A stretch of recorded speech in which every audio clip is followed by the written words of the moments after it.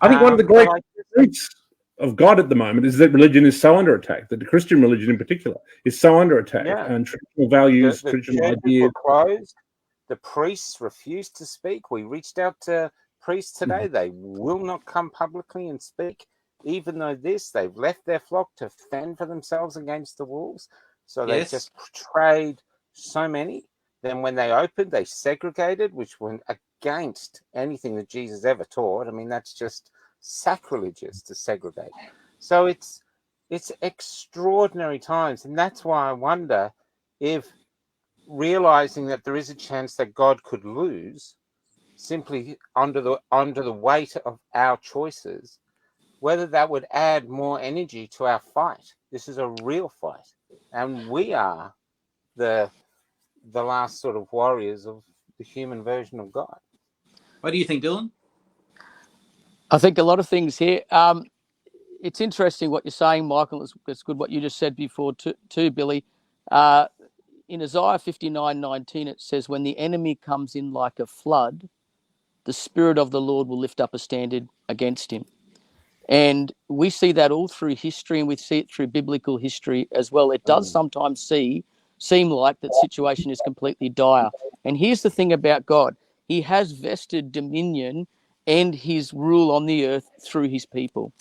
And as much as this might be out of favor to say it, the ruling assembly that God has on the earth today to stand up against evil and to flow the grace and power of God into the earth is the church of the living God. Now, you hear that word church, you think of what you just said, Michael, priests who don't speak up or all this other corruption that goes on.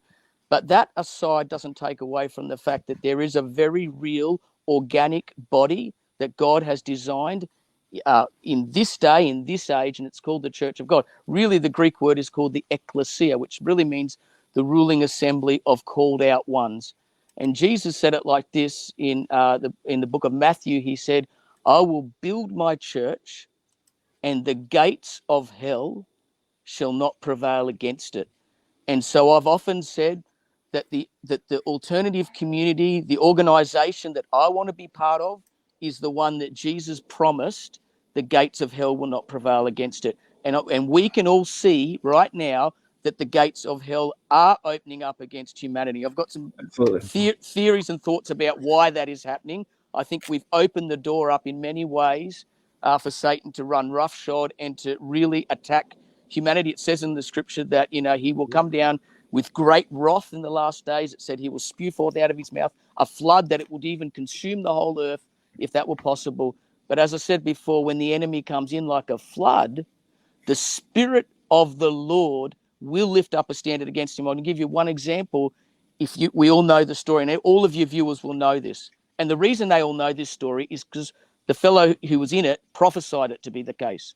David and Goliath. You know the story, right? I don't think there'd be one viewer, Michael, who doesn't know the story of David and Goliath. When David takes out Goliath, one of the things he says, I'm going to take you down today so that all of Israel may know that there is a God. So that all the world, may know that there is a God in Israel.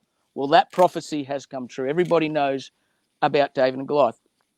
The thing with that story, which is similar to now, is that this giant came out that they had no answers for, and he taunted the people of God for 40 days and 40 nights. He mocked them, he taunted them, he threatened to enslave them, and they sat there and listened to him and just shook in their boots. Now, it looked like it was all over, and I see so many parallels with that today. But see, God raises up a standard. A young shepherd boy comes in from the fields on an errand. He doesn't even know the mission he's about to go on.